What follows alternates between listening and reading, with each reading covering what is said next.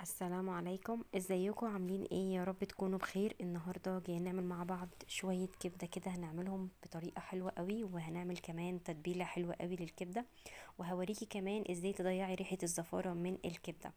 اول حاجه هنقول بسم الله، ومعانا كده نص كيلو من الكبده. طبعا بتكوني مقطعاه وغسلاه كويس جدا.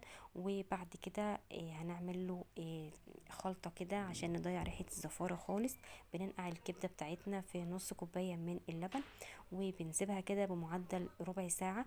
طبعا اللبن هنا بيشيل ريحه زفاره الكبده خالص، وكمان بيشيل اي بكتيريا او سموم موجوده في الكبده.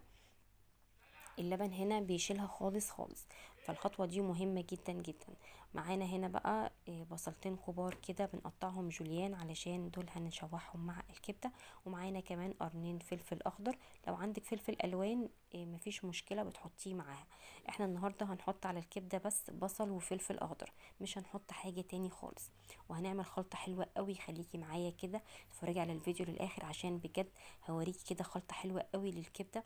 بجد كل هيشكرك عليها من طعمها، وكمان هتبقى جايبه ريحتها اخر الدنيا، احلى من بتاعه المطاعم والمحلات كمان. هنا معانا الفلفل الاخضر قطعناه كله زي ما انت شايفه كده. خلاص كده احنا بعد ما نقعنا الكبده في اللبن، غسلناها كويس جدا. وهنبدا بقى كده نعمل لها التتبيله الحلوه اللي انت شايفاها دي.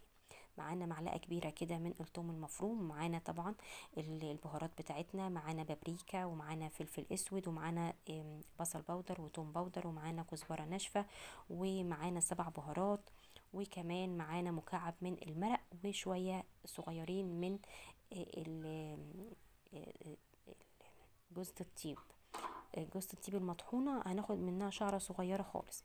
ومعانا كمان معلقتين كبار من الصويا صوص. وهنقلب كل المكونات كده مع بعضها، وهنسيبهم كده. التتبيلة دي هنسيب الكبدة كده منقوعة في التتبيلة دي لمدة ربع ساعة زي ما انت شايفة كده. هنيجي بقى هنا كده هنجيب الطاسة على النار، وهنبدأ نحط فيها معلقة من السمنة.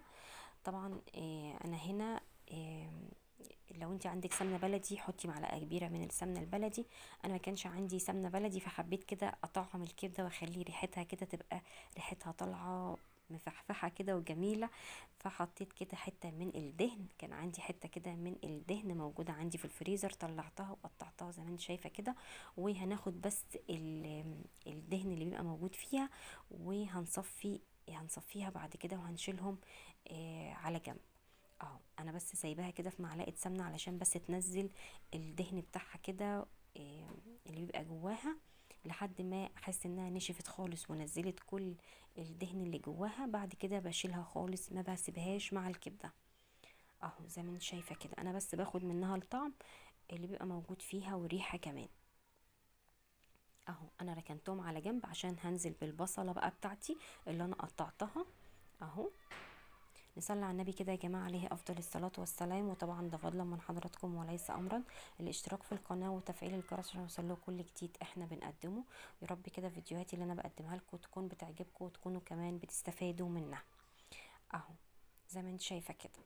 أنا بقى كده خلاص هبدأ أطلعها خالص، مش هخليها في الطاسة. أهو. وبعد كده بقى هكمل تشويح البصل بتاعي.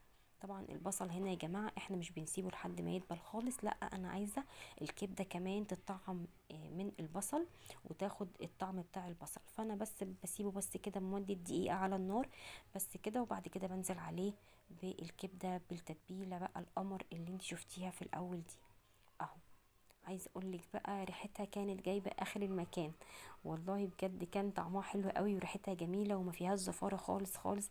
طبعا انا عملت الخطوه بتاعه اللبن دي عشان ناس كتير جدا بتشكي الكبده بتبقى معايا زفره. انا مش بعرف وبحط عليها ليمون وبحط خل. عايزه اقولك ان كل ده بيزود الزفاره بتاعتها. لا انتي بس نص كوبايه لبن كده وتحطيها عليها وتنقعيها من ربع لنص ساعه. عايزه اقولك بتضيع لك ريحه الزفاره خالص. وكمان عايزه اقولك بتخلي لون الكبده يفضل فاتح زي ما انت شايفه كده. انا هنا بس كنت هطعم الكبده كده بشويه من الملح وشويه من الفلفل الاسود، علشان طبعا انا ما حطيتش على البصل ملح ولا فلفل. فهننزل كده بشعره صغيره من الملح وشعره صغيره من الفلفل. اهو زي ما انت شايفه كده. وهنبدأ نقلب كله مع بعضه كده. طبعا انت زي ما انت شايفة كده انا الكبدة بتاعتنا لونها فاتح خالص دي وجميلة. وعايزة اقولك بقى طرية خالص كده، حلوة جدا. جربي الطريقة دي هتعجبك قوي قوي. وكمان معانا كده الفلفل، نزلنا بالفلفل اللي احنا كنا مقطعينه، ولو عندك فلفل الوان برضو بتبقى حلوة قوي اهو. طبعا انا بشكر كل الناس اللي بتعملي لايكات على الفيديوهات بتاعتي، وبيعملوا تعليقات كمان، وبيعملوا اشتراكات للقناة. بجد بشكركم جدا جدا، وبجد كده بتمنى ان القناة تكبر بيكم يا رب، ويكون الفيديوهات اللي انا بقدمها لكم تكونوا بتستفادوا منها كمان. خلاص كده هي خدت تشويحة كده. هسيبها بس على النار كده بمعدل دقيقتين بس، هغطيها وبعد كده بشيل الغطا من عليها. وده منظرها بقى اهو. بصي جميلة جدا، شوفوا شكلها تحفة. خلاص احنا بقى عملنا جنبيها كده شوية من المكرونة، وحمرنا جنبيها بطاطس. لو انت عايزة تاكليها بعيش بس مفيش مشكلة اهو. بس انا طبعا عملت شوية مكرونة عشان الولاد، وحمرنا جنبيها كمان بطاطس. وكان عندي كمان مايونيز.